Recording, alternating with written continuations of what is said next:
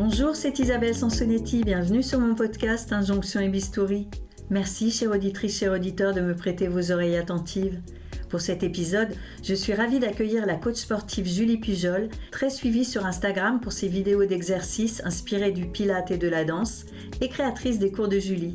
Pour elle, le sport est la clé du bien-être et aide à aimer son corps. Julie invite à se focaliser sur nos ressentis plutôt que sur un objectif silhouette et à se libérer des dictats minceurs. Ensemble, nous parlons confiance en soi, fesses galbées, du ventre qui n'est jamais plat, des prothèses mammaires qu'elle a dû remplacer, des réseaux sociaux qui l'ont aidée à lâcher prise sur son image et de ses grand-mères inspirantes. Micro. Bonjour Julie, je suis ravie d'enregistrer avec toi. Nous deux, on se connaît, on a travaillé ensemble au magazine Elle, puisque tu es coach sportive et journaliste. Tu as créé les cours de Julie voilà 6 ans, je crois. Oui. C'est l'envie d'agir sur ton corps, de sculpter ton corps qui t'a donné envie d'être coach. Bonjour Isa, moi aussi je suis ravie. C'est plus la prise de conscience de mon corps, de ce qui me permettait de faire, de son importance, puisque j'ai eu un déclic un peu surnaturel, tellement il m'est apparu comme ça, après m'être brûlé toute la moitié du corps avec ma bouilloire. J'ai pas été immobilisée trop longtemps, mais j'ai porté une combinaison de grands brûlés 1 an et demi. Et en fait, quand j'avais 22 ans, même pas. Et je crois que c'est une période où on est un peu déconnecté de notre corps. On est plus sur la découverte d'autres choses. Et cet accident a été en fait comme un déclic. Je me suis dit, mais moi qui fais de la danse toute ma vie, j'ai arrêté, je fais pas de sport, mais en fait mon corps est bien plus que ce que je pensais et ça a été ça, donc voilà. Parce que tu avais l'impression que tu étais plus fixée sur l'apparence physique de ton corps que sur l'entretenir, en prendre soin. Oui, complètement. Puis j'aime bien observer les jeunes garçons ou filles, mais justement le rapport qu'ils ont à leur corps à cet âge-là. Et je pense, oui, on a envie d'apprendre à se mettre en valeur et de l'aimer, mais on n'est pas encore dans quelque chose de très profond. C'est assez superficiel. Je pense qu'on ne se rend pas non plus compte des besoins physiologiques, santé, physique, et donc on le laisse un peu tomber finalement, et on s'en occupe de façon un peu superficielle. Et moi, c'était d'une part parce que quand j'ai vu l'état de mon corps, je me suis dit plus jamais je pourrai me montrer et plus jamais quelqu'un voudra me voir nue. Et puis aussi, est-ce que je vais pouvoir marcher normalement ? Comment je vais faire Voilà, ça a fonctionné comme un déclic. Donc tu t'es mise d'abord au sport ou tu as repris la danse ou... J'habitais à ce moment-là, je venais d'arriver à Paris, j'habitais pile en face d'une salle de sport. Donc, comme tout le monde, même à cet âge-là, je m'étais inscrite. J'avais fait un cours, mais peut-être 2-3 mois avant. Et je n'y étais plus jamais retournée. C'était une coach, je me souviens, qui venait des pays de l'Est. Et je m'étais dit, waouh, cette nana a un job merveilleux. Elle passe ses journées à faire du bien aux gens.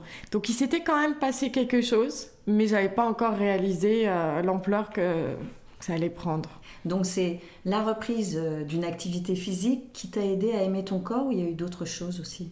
J'ai jamais eu une relation trop compliquée avec mon corps. Même à l'adolescence, pardon ? Oui, je pense, parce que en fait, j'avais pas de forme.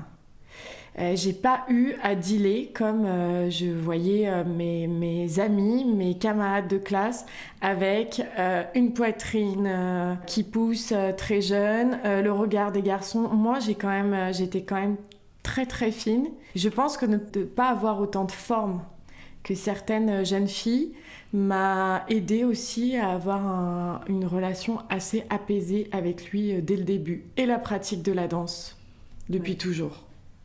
Alors, tu as décidé, il y a quelques années, de te faire poser des prothèses mammaires que, depuis, tu as fait retirer, tu vas nous expliquer. Mais donc, tu n'aimais pas ta poitrine, elle était trop petite, trop...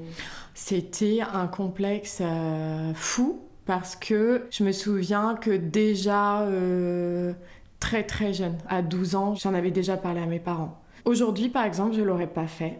mais c'était un complexe au point que les relations longues que j'ai eues à ma vingtaine, je n'ai jamais pu, je n'arrivais même pas dans l'intimité à me montrer sans soutien-gorge. C'était vraiment, je sortais de la douche, j'avais toujours un soutien-gorge ou un top pour pouvoir l'enfiler tout de suite après. C'était un gros complexe. Parce que tu n'en avais pas assez. Tu estimais selon moi, pas avais... assez. Alors qu'aujourd'hui, jamais je l'aurais fait. Mais voilà, oui, je l'ai fait du coup il y a 11 ans et je l'ai refait il y a 1 an. Tu l'as refait parce qu'il y a une prothèse qui a éclaté. Complètement.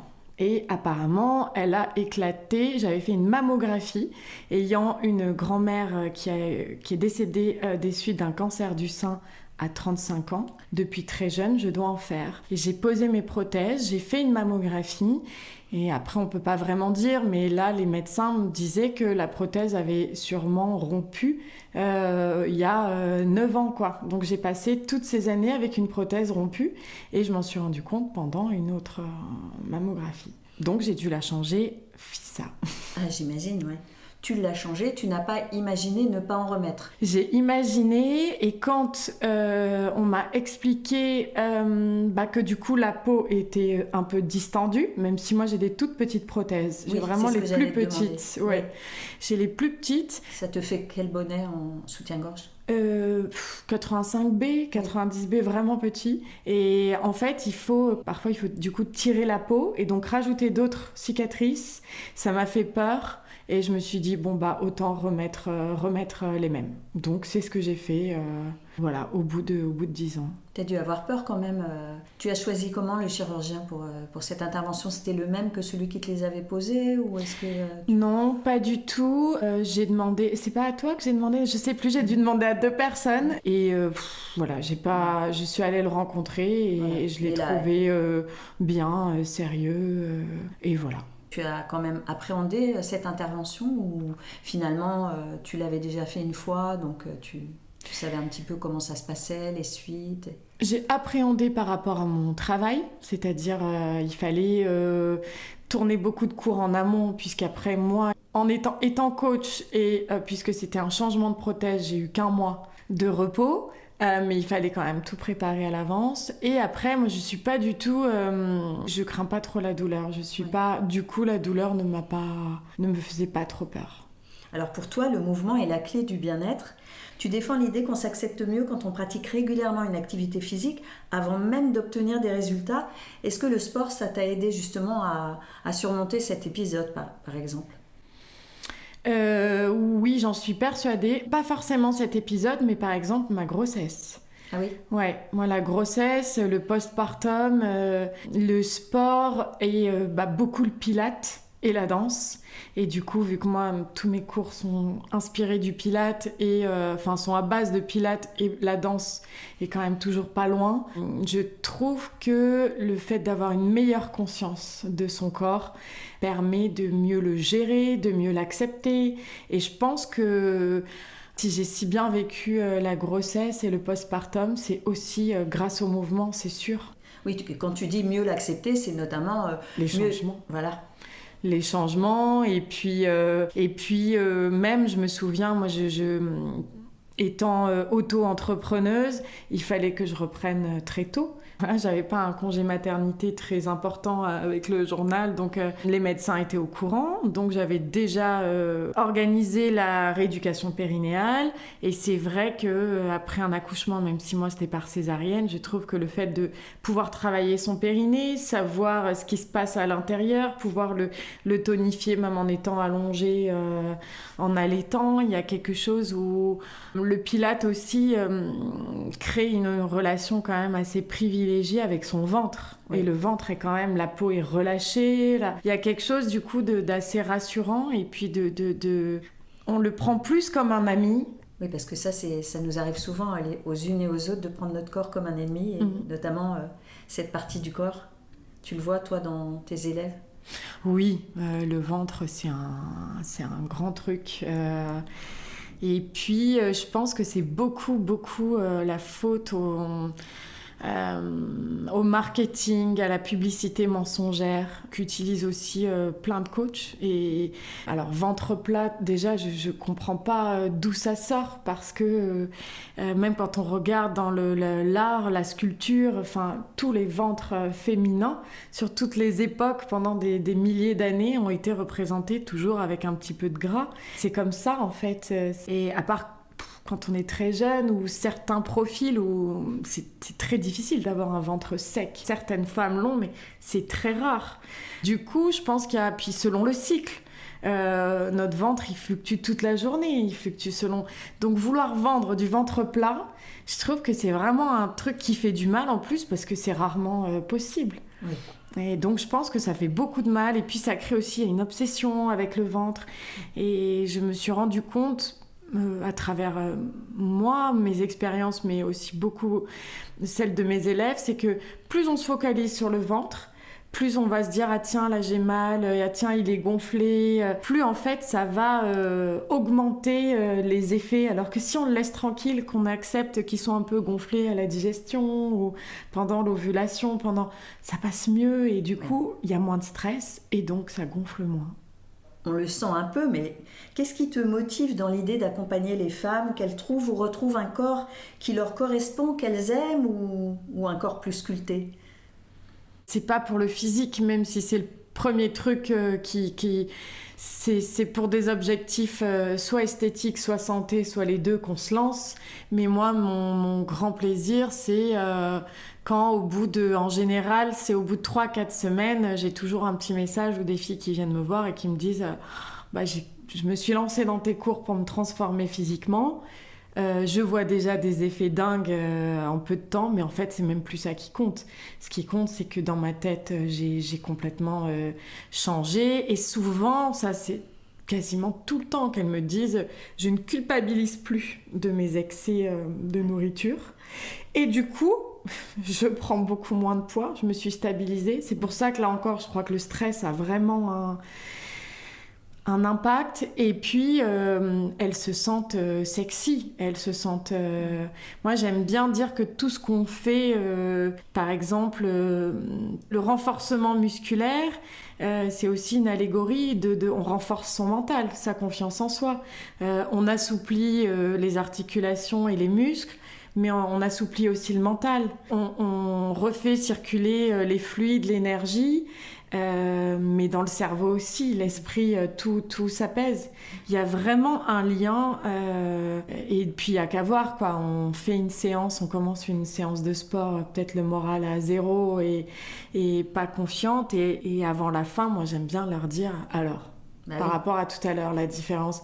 Et c'est tellement flagrant. On est toujours bien après, même quand on n'a pas envie d'y aller. C'est ça, quand on pratique régulièrement et qu'on sait justement les bienfaits, notamment sur l'humeur et sur le bien-être général, c'est pour ça qu'on se pousse à y aller d'ailleurs. C'est ça, parce qu'on sait que c'est le premier bénéfice, c'est ça. Et c'est ça qui fait qu'après, ça devient un plaisir et une routine. Il n'y a que ça, c'est la clé, se rendre compte de ça. C'est pas forcément facile de se mettre à la pratique régulière d'une activité physique et de découvrir que c'est génial et donc de continuer. Tu as un conseil ?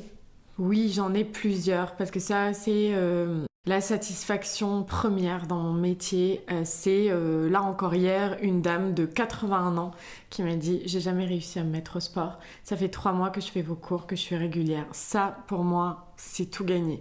Je pense que déjà, le sport est à la mode et c'est génial, mais il faut pas aller forcément vers les trucs à la mode. Et si nous, c'est l'escalade ou l'aviron, aller vers quelque chose qui nous plaît et ne pas se fixer des objectifs complètement déraisonnables. Y aller tranquille, s'écouter et essayer après chaque séance, même si c'est après une marche rapide, ressentir, prendre le temps de ressentir les effets sur l'esprit, sur le mental qui est apaisé. Et là, pour moi, démarre un cercle vertueux qui va donner envie de recommencer. Et on n'est pas assez dans le ressenti mental après un cours de sport. On pense qu'au corps, mais le mental, en fait, les bienfaits sont énormes. Et puis souvent aussi, c'est ce que je reproche beaucoup aux femmes, on est très dur avec nous-mêmes, mais dans le sport aussi.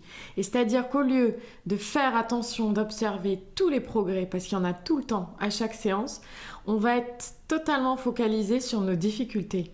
Oui, et focaliser sur les résultats. Voilà, mais c'est plutôt allez-y tranquillement. Et le fait de se focaliser sur le mental, on va un peu oublier les résultats et puis un jour, waouh, mais en fait c'est fou comment mon corps il a changé mais comment je le perçois aussi mon corps. Donc c'est y aller plus tranquille. On est très dur envers nous-mêmes, mais dans la pratique du sport aussi, il faut s'écouter, il faut y aller à son rythme et être fier de soi. Moi, après chaque séance, mes derniers mots pour mes élèves, c'est soyez fiers de vous. Déjà d'avoir réussi à dégager ce moment pour vous.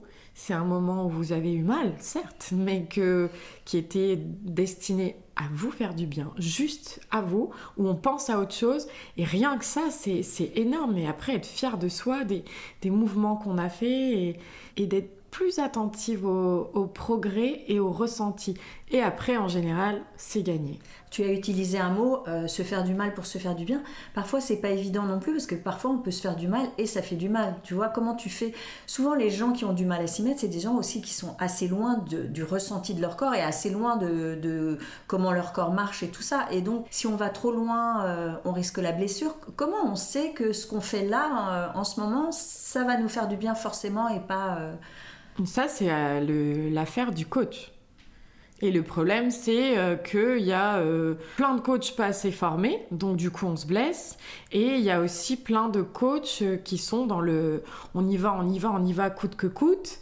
Et du coup, ça marche un moment, sauf qu'à un moment, le corps, il lâche. Mais ça, c'est l'affaire du coach, de prendre soin de la personne, de donner moi-même en ligne, c'est donner des options, dire que quand c'est trop dur, on s'arrête, on fait une pause, que le matériel n'est absolument pas nécessaire. Et ça aussi, moi je vois, tu vois ce que je viens de te dire en me levant, c'est aïe aïe aïe, Isa, j'ai des courbatures partout à cause de mes cours. Et moi, j'hésite pas à le dire, j'hésite pas à m'arrêter quand j'en peux plus, alors que c'est moi qui conçois mes cours. Oui.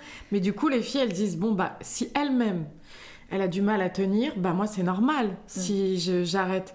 Donc c'est s'écouter et puis aussi ne pas être dans la force, c'est-à-dire tout le temps, c'est-à-dire qu'on fasse du cardio, du renfo ou peu importe. C'est aussi mixer les disciplines, prendre le temps de s'assouplir, de s'étirer.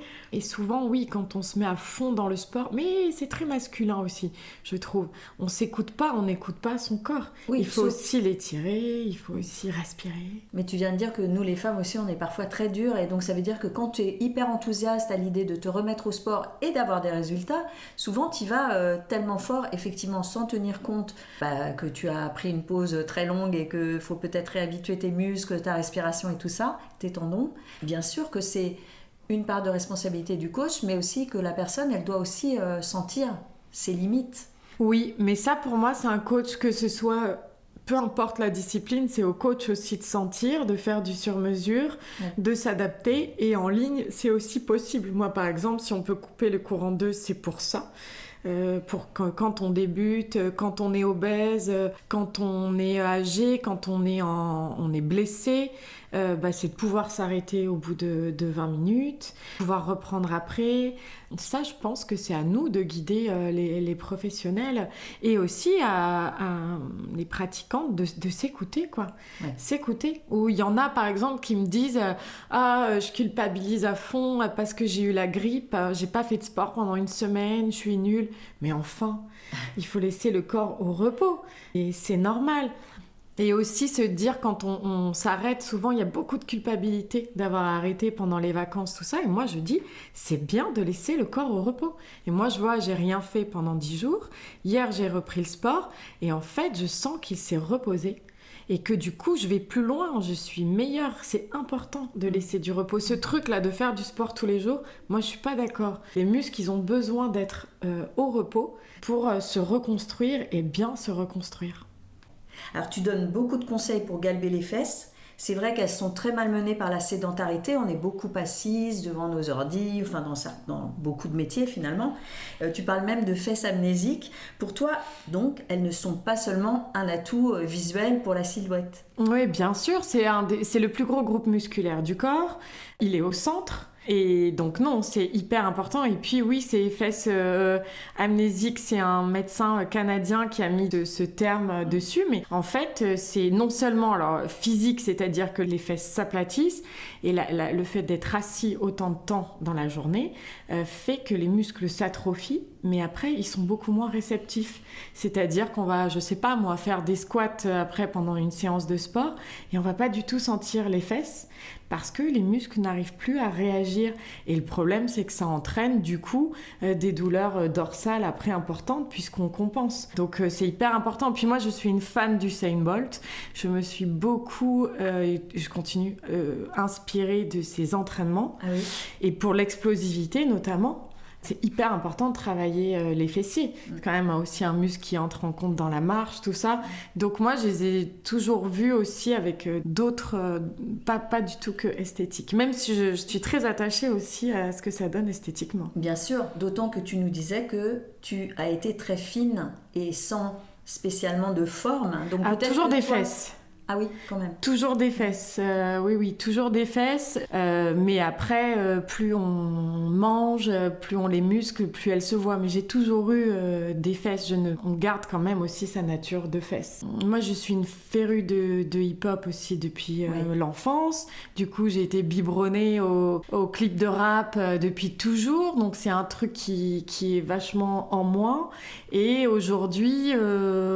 pour moi, c'est très synonyme d'empouvoirment, quoi. De voir, je sais qu'il y a débat sur ça, mais de voir, ce qu'en font des artistes comme Beyoncé, Anita, Nicki Minaj. Pour moi, il y a quelque chose de politique, et c'est aussi, je m'assume avec mes formes et regarder mes formes. Et pour moi, ça va plus loin. C'est pas que pour séduire et pour justement, parce qu'il y a certaines personnes qui pourraient considérer que c'est aussi pour correspondre à des clichés masculins. Alors, si ça, la frontière, elle est toujours complexe, mais c'est moi, quand j'ai lancé le Pilates Booty en 2017, j'avais déjà pas mal de mannequins à Paris, et j'entendais, il y avait toujours un peu ce truc des mannequins. Ah, mais j'ai envie de faire les cours de Julie Pujol, mais alors, si je prends trop de fesses. Et j'ai remarqué que, parce que j'ai quand même des élèves un peu partout, c'est très français et c'est aussi parisien. C'est-à-dire que cette mode d'outre-Atlantique des fesses généreuses, ça y est, elle est là, mais elle a mis du temps à arriver. Il y a quand même toujours ce truc, nous, de l'extrême minceur, etc. Et les fesses, c'est vrai que je trouve que quelle que soit sa morphologie, du moment qu'on mange un peu, qu'on prend des kilos, ça se voit aussi dans les fesses. Et c'est aussi le fait d'accepter ça.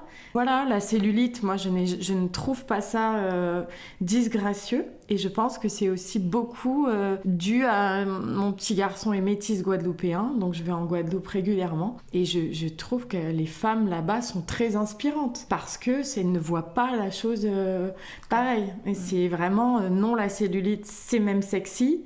Les fesses, quand il y a du gras dessus, que ça bouge, c'est aussi sexy que quand elles sont toutes fines. C'est quelque chose qu'on peut pas changer. On peut tonifier, mais dont on peut pas changer la forme. Autant apprendre à les aimer et à les rendre sexy, quelle que soit la forme. Ça t'arrive quand même d'avoir le sentiment de participer à la diffusion d'un modèle normé, parce que tu penses qu'il y a certaines femmes qui suivent tes cours qui se mettent la pression pour avoir une silhouette aussi galbée que la tienne?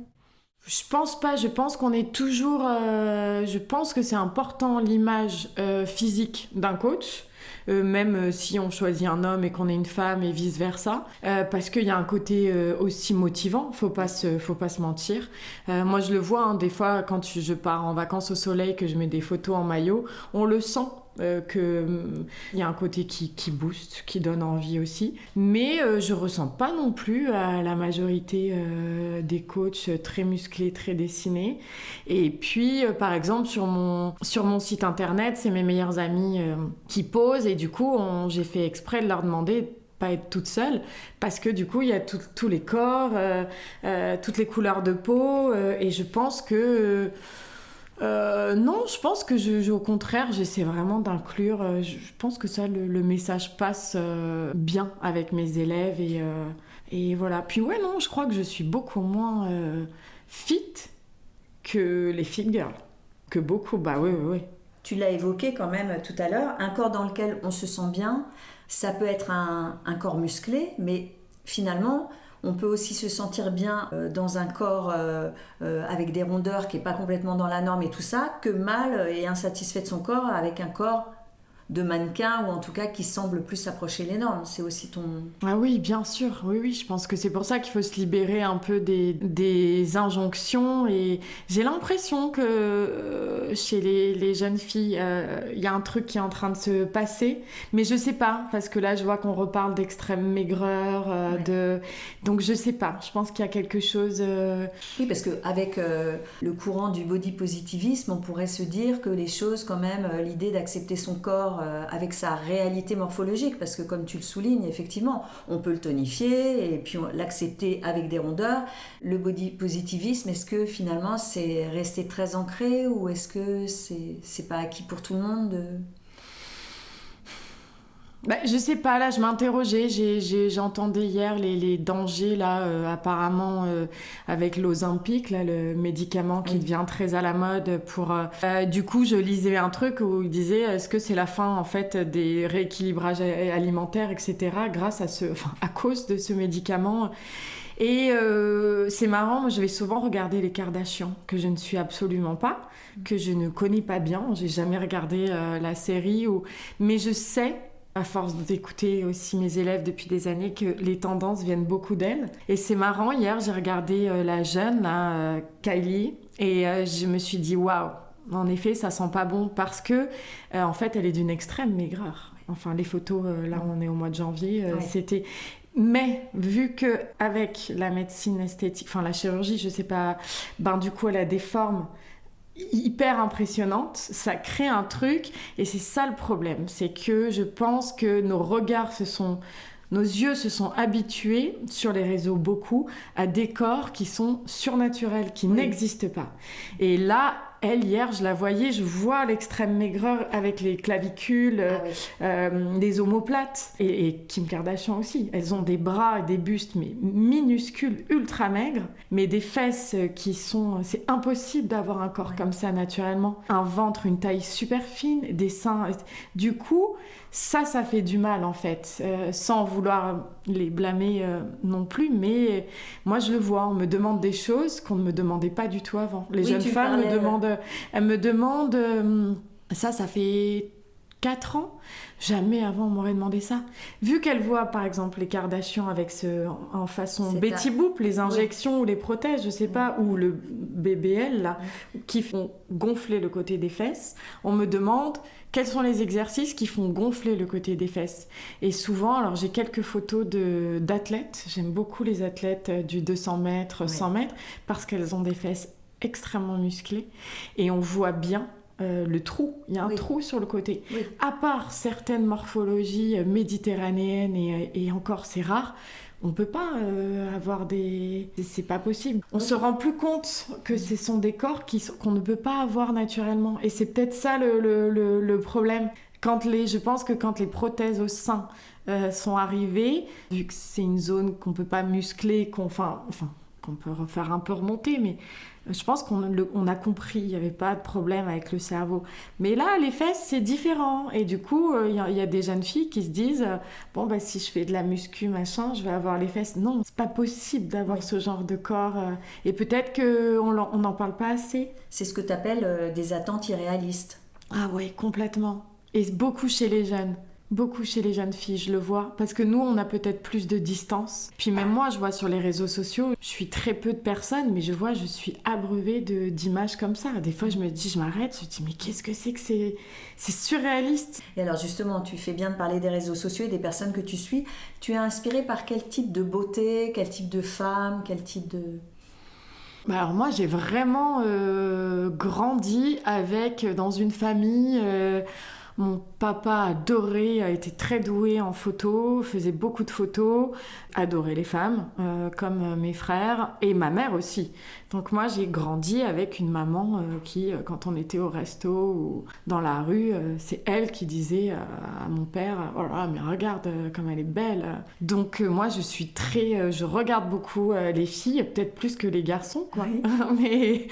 Et du coup, pour le coup, alors, moi j'aime beaucoup les formes. J'aime les filles vraiment avec des formes. L'autre jour, je regardais un documentaire sur Bardot et je me disais, mais mon Dieu, son corps était quand même incroyable. Et puis, non, j'admire beaucoup en ce moment, je me dis, les Jennifer Lopez, Shakira qui vieillissent comme ça. Bon, je pense qu'il y a beaucoup de gènes, voilà, mais voilà, des femmes qui vont m'inspirer et physiquement, ça me plaît et j'aime leur forme, ouais. Alors, toi, tu pointes quand même le risque d'être dans l'hyper-contrôle. Hein, ça nous arrive à toutes, que ce soit au niveau de son alimentation, son apparence physique. Tu as des pistes pour éviter cet écueil ? Je pense qu'on est... après, je sais pas, moi, c'est la lecture que j'en fais, mais je pense qu'on est tellement, au fond, anxieux face à l'avenir que du coup, on a tendance à se focaliser sur nous, depuis les confinements, tout le monde devient coach de développement personnel, de nutrition, etc. Je pense que ça cache beaucoup d'angoisse, mais du coup, il y en a plein qui tombent dans le piège. Beaucoup, peut-être même encore plus qu'avant. Mais je trouve que quand on fait la somme de ce qu'on nous demande, c'est-à-dire une routine skincare dingue, super bien manger tout le temps, plus tous les super aliments, les trucs, la respiration, la méditation. En fait, je ne connais personne qui fait ça. Ou peut-être, du coup, pour en revenir à elle, Kim Kardashian, ou voilà, des femmes qui ont une vie. Mais personne ne peut faire ça. Et je pense que ça nous met une pression pas possible. Et que, on est très vite dans un ultra-contrôle, même sur le sommeil. Et je lisais un truc l'autre jour où, en fait, les gens deviennent, comment ils ont appelé ça, ils ont adapté l'orthorexie à l'orthosomnie, je sais pas. Et les gens deviennent fous parce qu'ils ont cette obsession de bien dormir. Et je sais pas, moi, ce que je conseille, c'est plutôt de lire des bouquins, mais pas de développement personnel, mais d'aller se nourrir autrement. Oui. De se nourrir autrement. Je pense qu'on va pas assez se nourrir d'art, de littérature, et être tout le temps sur soi, sur sa santé, sur son physique. Ok, le corps est un temple, mais allons-y tranquillement. La vie est courte. Et ce truc de pas faire d'excès, de pas faire... je trouve que c'est très dangereux. Et je vois les dangers. C'est rare pour une coach de ne pas...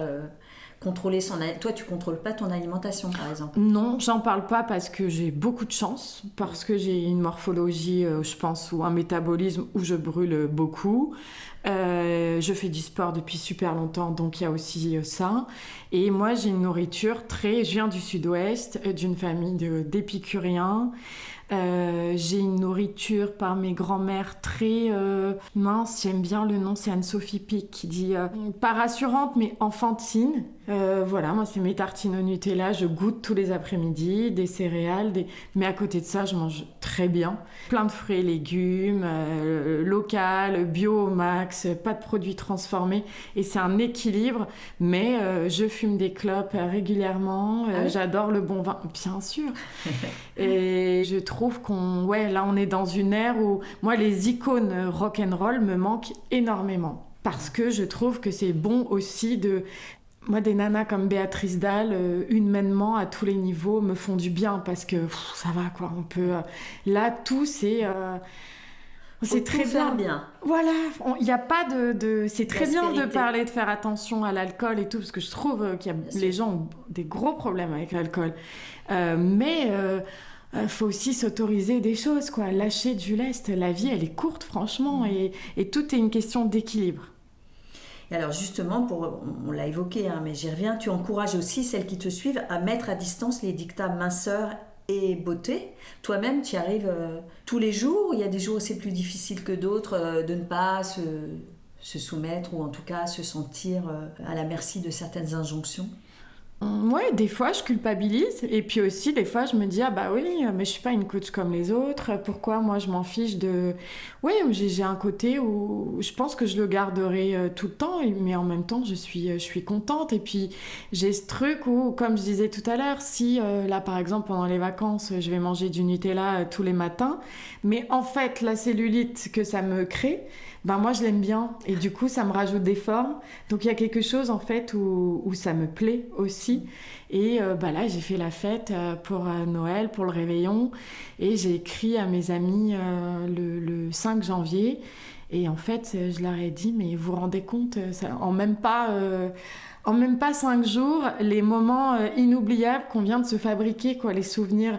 Du coup, voilà, je m'attarde sur autre chose. Et après, bah, cette semaine, je fais pas la fête. Enfin, tout est une question d'équilibre. Mais je pense qu'il faut s'autoriser aussi les choses et s'autoriser des plaisirs en pleine conscience. Parce que c'est comme ça qu'ils passent mieux. Parfois, c'est bien aussi de lâcher prise sur son corps. Mais toi, c'est exactement ce que tu viens de dire, sur son apparence physique. L'idée, c'est aussi...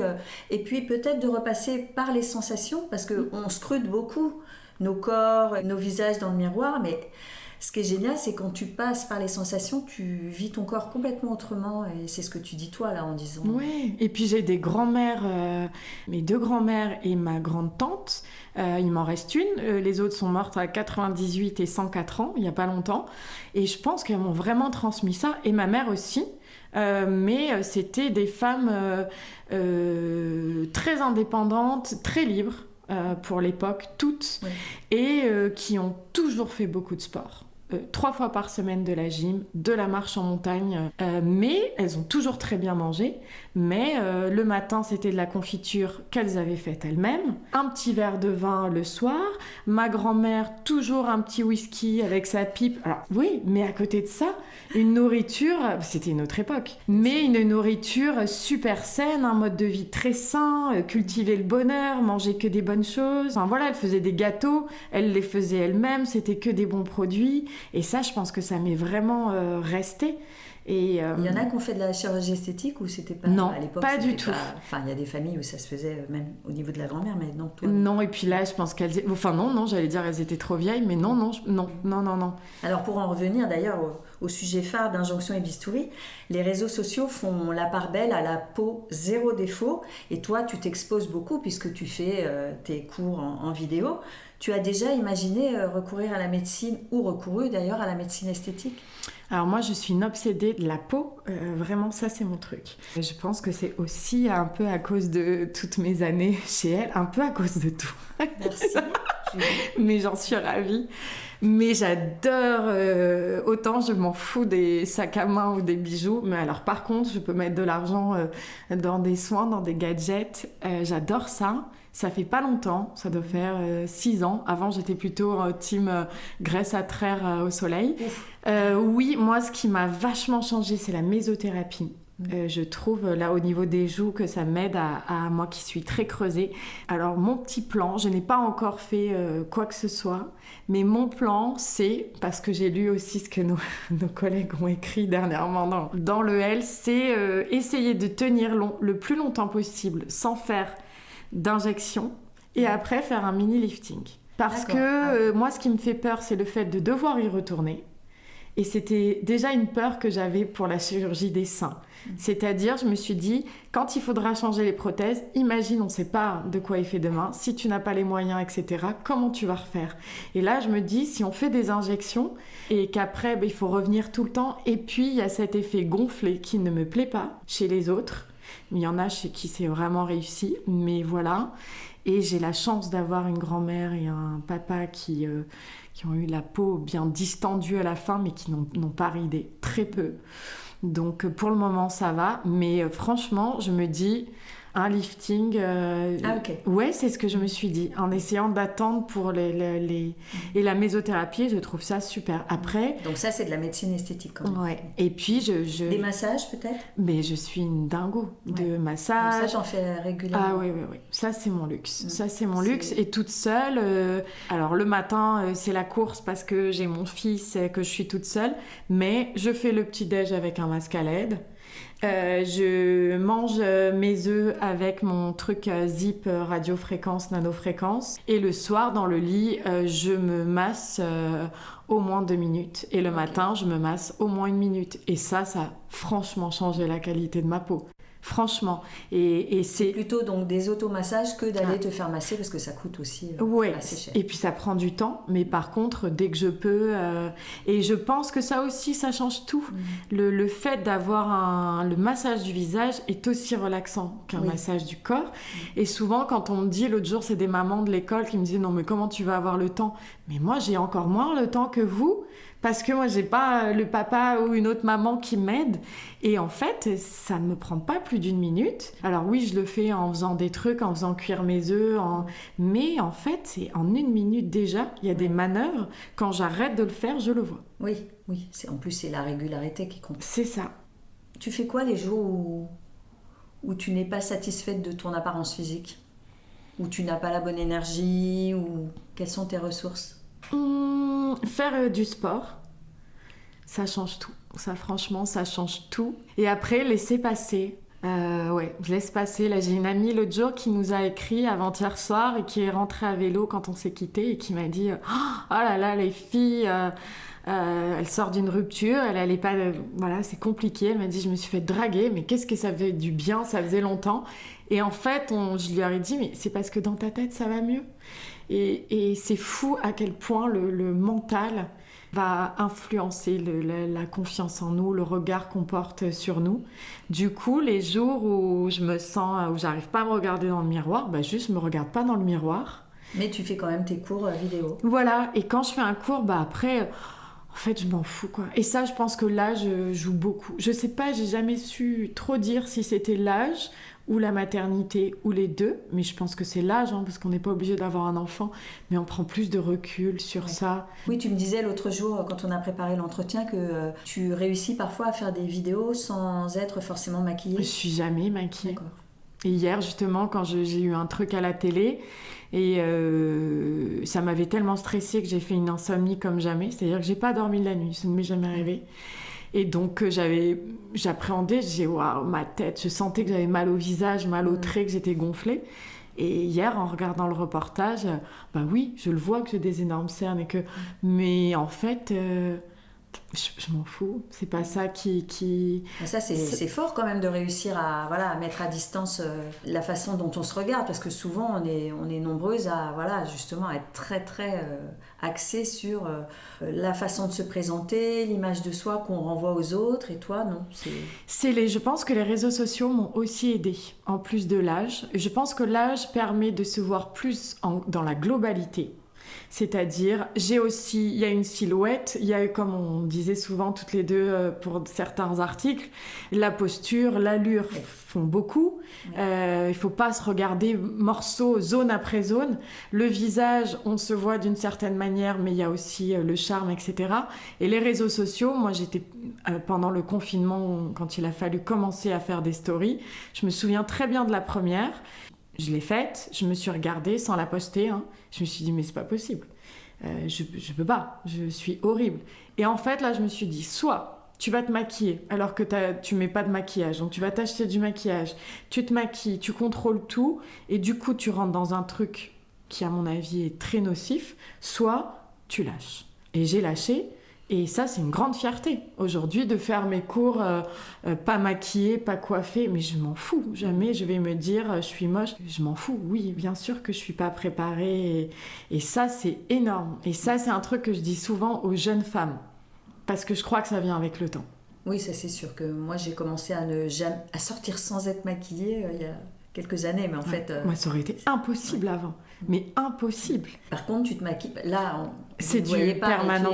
J'ai fait okay. C'est la meilleure idée de ma vie. Du contour de l'œil aussi. Oui. Ne sachant pas me maquiller et puis n'ayant plus envie de me maquiller, on m'a recommandé ça. Je l'ai fait et je sais que ça ne se fait plus. Mais alors, moi, c'est la meilleure idée de ma vie parce que du coup, je ne me maquille jamais. Là, même pour le réveillon, je mets même pas de mascara. Donc tu es maquillée, mais c'est pas toi qui le fais, c'est du maquillage permanent. Ouais. Par contre, ça fait très mal. mal. Pas à l'intérieur de l'œil. Non, ça je mets du col, mais que je peux laisser 2 jours sans vraiment. Mais c'est jamais j'aurais pu avant. Et ça, j'aime bien le dire aux jeunes femmes parce que moi avant jamais j'aurais pensé. Et les réseaux sociaux aident à ça. Moi, ça m'a aidé. Du moment qu'on est naturel, après. On s'en fout d'être jolie, pas jolie. Mais j'en ai plus rien à faire. Et avant, jamais j'aurais pu croire à ça. Mais là, je joue aussi. Oui, je pense. On finit quand même par être amis avec soi-même, heureusement. Oui, et puis il faut miser. On sait que le physique, il va changer. Donc il faut, je pense, aller sur autre chose, quoi. Parce que sinon, c'est trop compliqué. On arrive à la fin de cet entretien et c'est devenu, ces temps derniers, la dernière question que je pose à mes invités. Donc tu ne vas pas y échapper, Julie. C'est, tu aimerais vieillir comment ou comme qui ? Comme mes grands-mères. C'est-à-dire, moi je me souviens que ma grand-mère, qui a 98 ans, me disait c'est terrible parce que dans ma tête, j'ai 30 ans. Et aujourd'hui, en vieillissant, je commence à de mieux en mieux la comprendre. Mais c'est aussi, je vais le dire parce que j'en parle de plus en plus aussi, c'est aussi ma grand-mère qui un jour, en marchant au bord de la mer à Biarritz, me dit « Tu sais ma chérie », et moi j'ai le temps de me dire « Tiens, là, il va se passer quelque chose ». Elle va me dire quelque chose d'important. Oui, mais pas ce que je m'attendais. Elle m'a dit « N'oublie jamais ».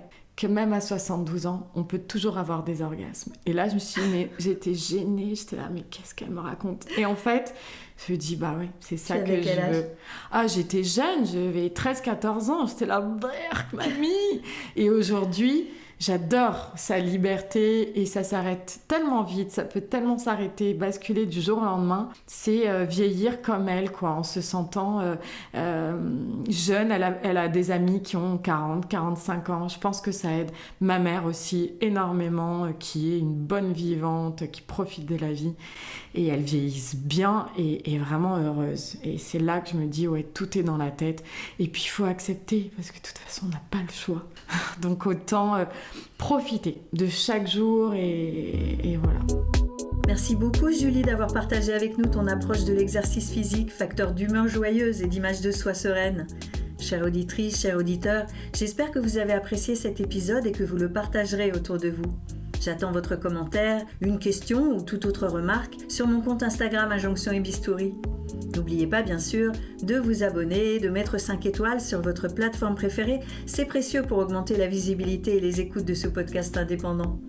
Allez, je vous laisse. Prenez soin de vous et à vos écouteurs dans 2 semaines pour un nouvel épisode sans retouche.